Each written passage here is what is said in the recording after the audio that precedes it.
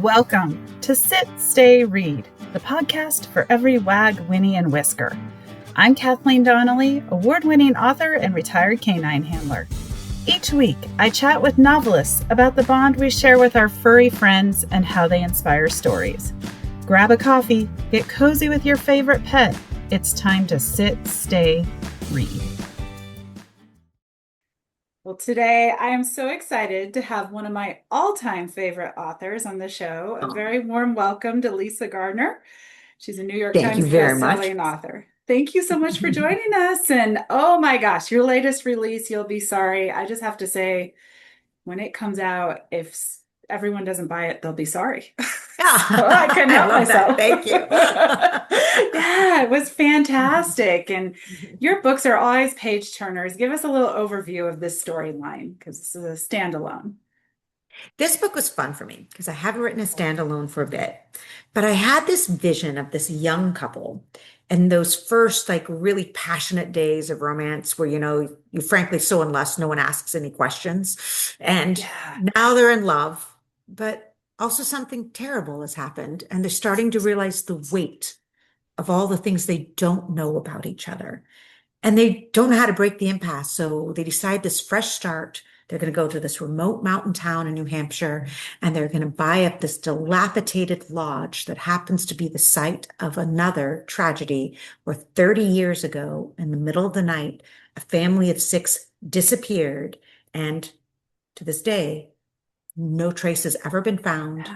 No one knows what happens. So I love that sense of this couple, and it's such an uncertain time with each other and the secrets they still don't know how to talk to about each other. And now they're in this town where it turns out everyone has a secret.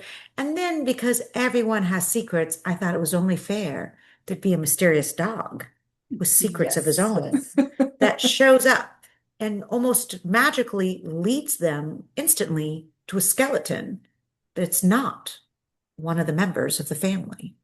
So what is all going on in this small New Hampshire town? I love it. I love it. And I love the dogs.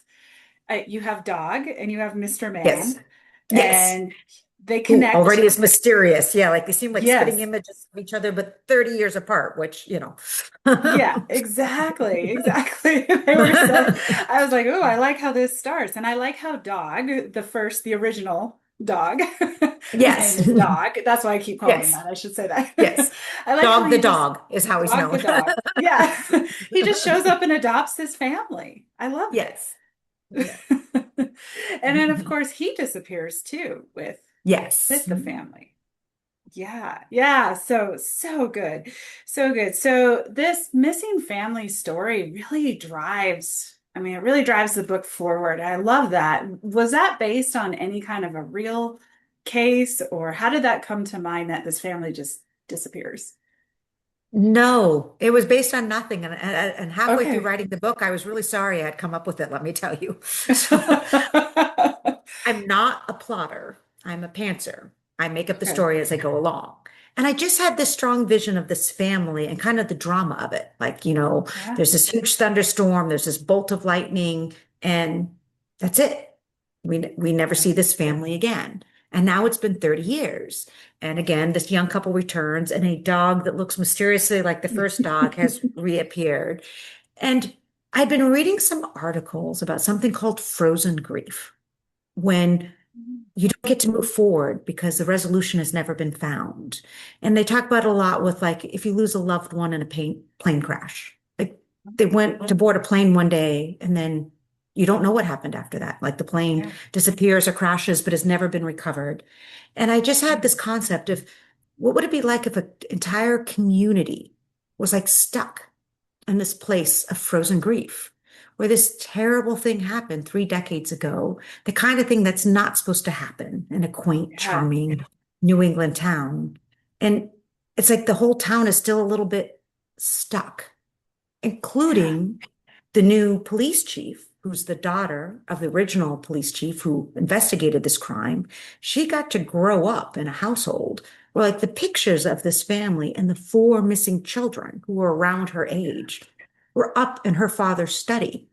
So, even she talks about it. She was an only child, but she might as well have been raised with the ghost four siblings.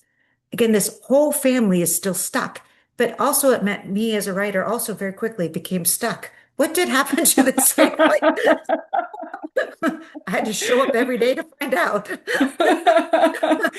Well, and I love the resolution. Of course, we will not say that. Yes. So everyone will Yes. just have to get the book. But I was like, yeah, I'm reading it thinking, how is she going to do this? I'm impressed. So Yeah. it was great. And the frozen grief, I really felt that theme of like past and secrets and trying to deal with the past. Did you start it?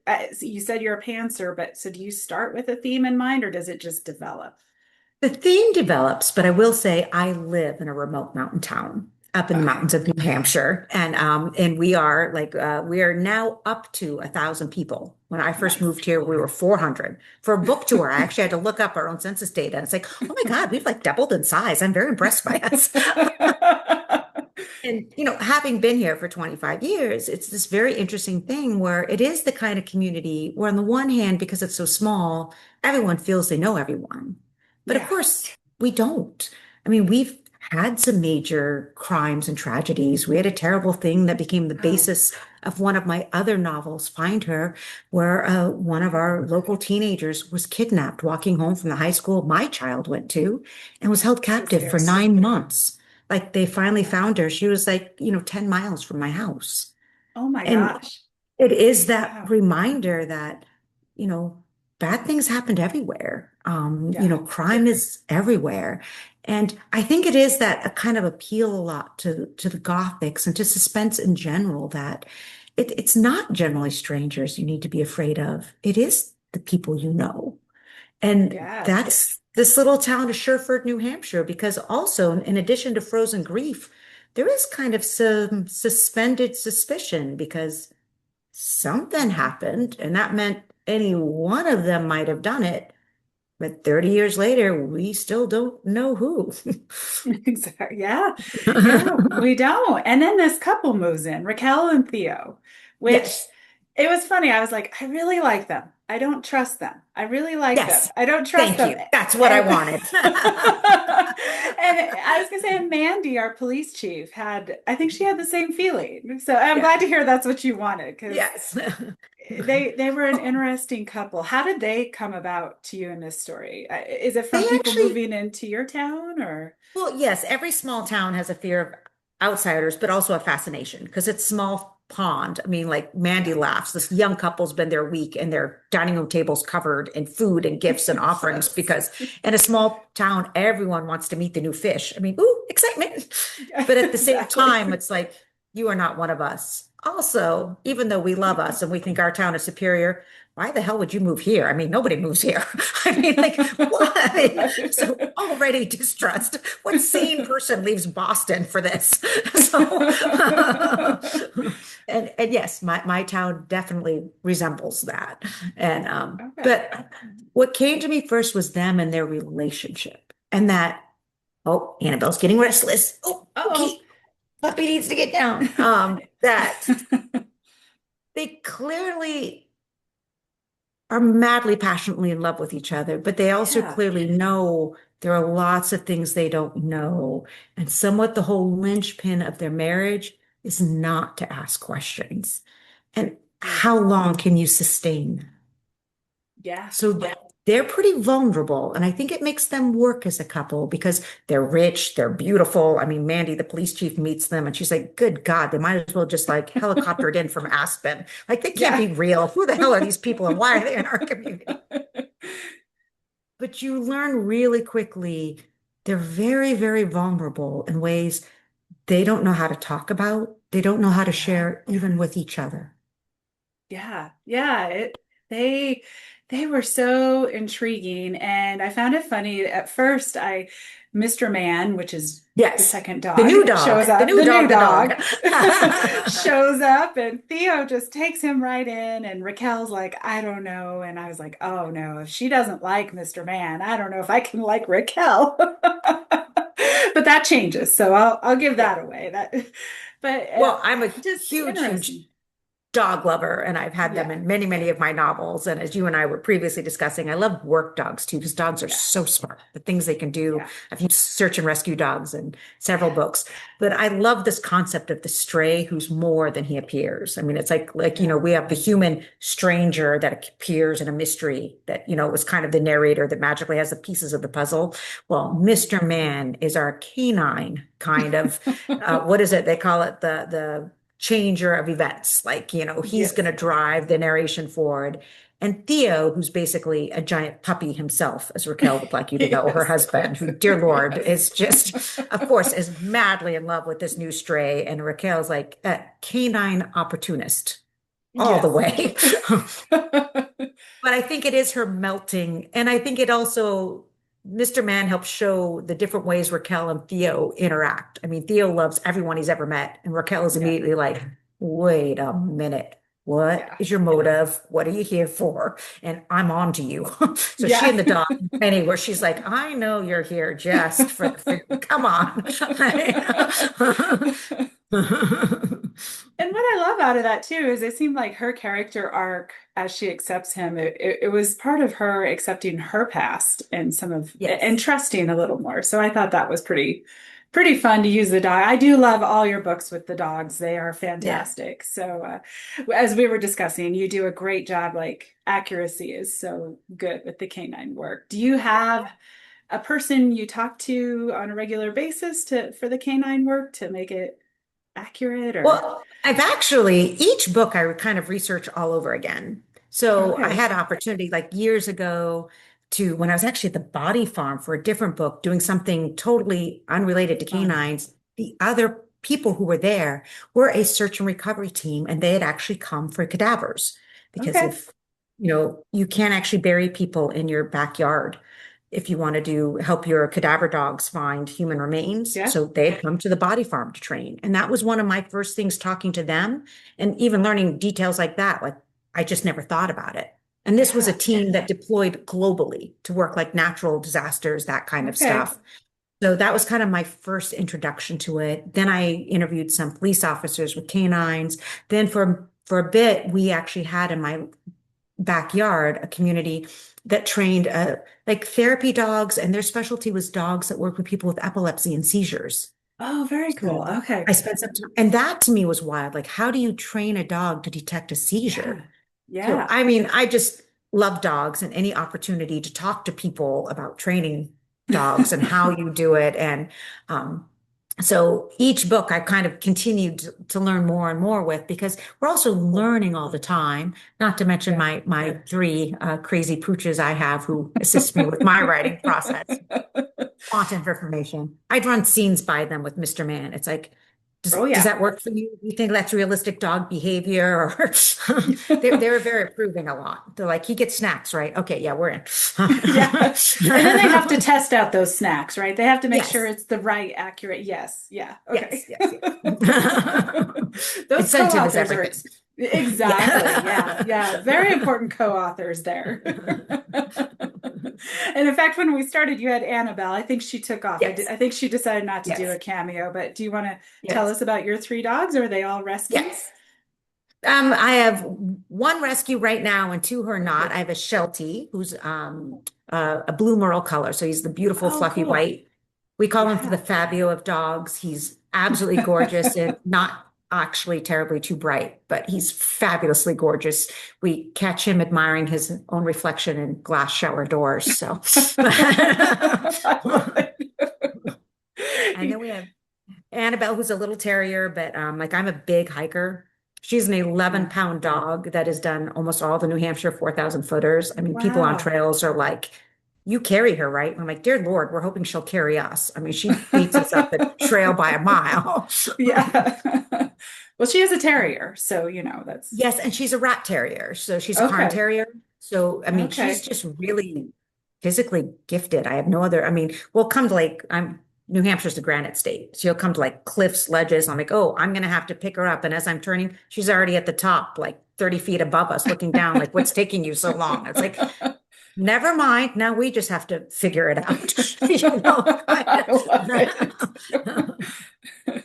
Then I have my current little rescue is Mr. Beans, who Oh, we Mr. don't Bean. know what he is. We call him half Muppet, half Ewok.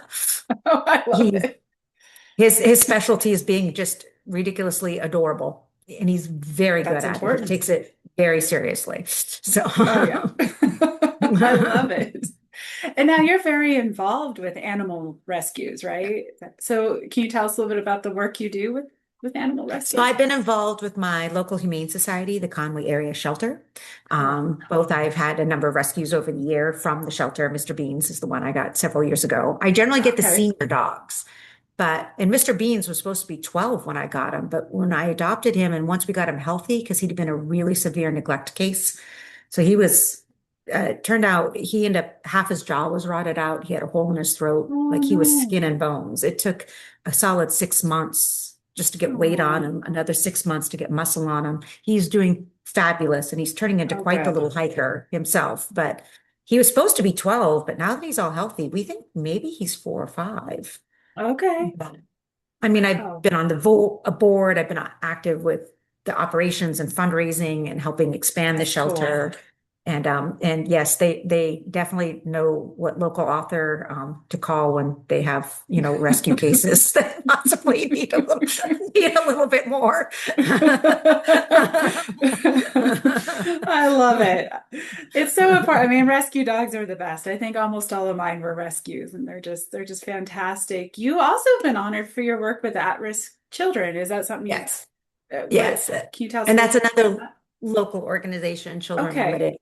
I think Okay. one of the things particularly, I mean, I've been a thriller novelist now for 35 years. So you Wow. spend a lot of time researching crime, talking to people, FBI profilers, state police, and Boston detectives, that kind of thing. And Yeah. spend a lot of time reading true crime cases, and you realize how unfair and unjust this world can be. But one of the interesting things when I talk to law enforcement that always has come across is we did a better job with our children and really, honestly, our animals. I mean, animal abuse allegations are becoming a gateway of starting to learn a lot about criminal activity and domestic abuse. People will rat out someone beating their dog, but not necessarily if they suspect them dealing drugs because they don't want to get Oh, involved, interesting. but Yeah. they do want to protect a helpless victim. And if we as a society did more of that, like what an impact that would make. Yeah. And we talk a lot in suspense. My books, I mean, they're thrillers. Many people die Mhm. in the making of a Lisa Gardner novel. Yes. Readers, myself, we don't like the blameless victims. And that's who Yeah. children and animals are. And if Yeah. we can make their lives better, if you can, like Mr. Beans was clearly loved once because he came incredibly well trained. It sounds like Oh, his owner wow. died, and then something Okay. really terrible happened to him so Mhm. that, he ended up abandoned and skin and bones. But now, trust me, he's living his best life on the back of a sofa, Love it. admiring the mountains. And it's like, if he can have his happily ever after, it makes you believe any of us, all of us can have a Yeah. happily ever after. And that's what you're looking for, that redemption and that feeling of being able to make a difference. We may not be able to change the world, but you can change this one life. And Yeah. what an amazing experience that is. Oh, I love that. Well, thank you for the work you do because it's so important. And like you said, it just one life at a time. We can make a Yeah, one difference. life at a time. Yes. Yeah. Yeah. Well, awesome. Well, as we wrap up here, what are you working on next? Always the thing with authors, Yeah. right? We're like, yeah, your book came out. When is the next one coming out? So what's up I next? haven't actually figured it out yet. I'm Okay. doing what I call, and my friends joke, I call it crime shopping. I, I'm Okay. I'm reading a lot of true I crime. love it. I'm reading like weird and interesting cases on the news, and I'm waiting for that either puzzle or sometimes it's even a psychological thing. Like, Okay. why for a while were so many men killing their beautiful blonde wives versus asking for a divorce, which seems to make more Right. sense. It's Yeah. like looking for that thing that I want to understand better. And then that question will lead into the next novel. Oh, that's awesome. Well, cool. I can't wait. I can't wait. I look forward to it. I know it'll be fantastic. What is Thank the you. best way for readers to connect with you? I'm on, social media, Instagram, Facebook, Lisa Gardner, BKS for books, and Okay, also the website, lisagardner.com, where you can cool. also enter fun contests and you'll get information. The book tour is coming up in August. I will be on the Nice. road. We're going to have a great event with a store in Fredericksburg, Virginia, Tails and Oh, Tales, where fun. there will be the Lisa Gardner litter of puppies. Tails and Tales Oh, fun. sponsored a litter of puppies at the local animals shelter, and they will be of age and adoptable at the event. So I may soon have Oh, 9 new so dogs. cool. It will be so good. It's like, how many puppies can you get on a plane? I'm going to I was find gonna out. say, yeah, yeah. You could at least you have one in front of your seat and under your seat and maybe your lap. So we're up to three there I'm thinking a at lot of least. baby bajorns and cargo pants, Yeah. and you can just. Oh, that's a good idea. Yeah, yeah, you could. Oh, we could easily. I think you could bring all nine home. Thank you. I haven't broken the news to my three, but once you have three, what's more than three? Come on. Exactly. Yeah. What's another nine puppies? It's all good. Oh, I love it. I wish I lived closer. If I lived anywhere Yeah. near there, I'd be right there Oh, celebrating it's with going to be you. so So, much fun. And what a great thing for Tails and Tales to do and for the Old Dominion Animal Shelter. It's going to be such a yeah. fun day. Oh, that is so awesome. I love that. Well, thank you so much for coming on the show. This has been so much fun to chat with you. This has been a blast. Thank you very much. Yeah, and everyone, make sure you get your copy of You'll Be Sorry. It's out today. And I know you'll love Dog and Mr. Man as much as I Yes. did. And until next time, keep your tails wagging and pages turning. Thanks for joining me today. Sit, Stay, Read is a part of the Authors on the Air Global Network. If you enjoyed today's author interview, be sure to leave a review and share the episode with a fellow animal-loving reader.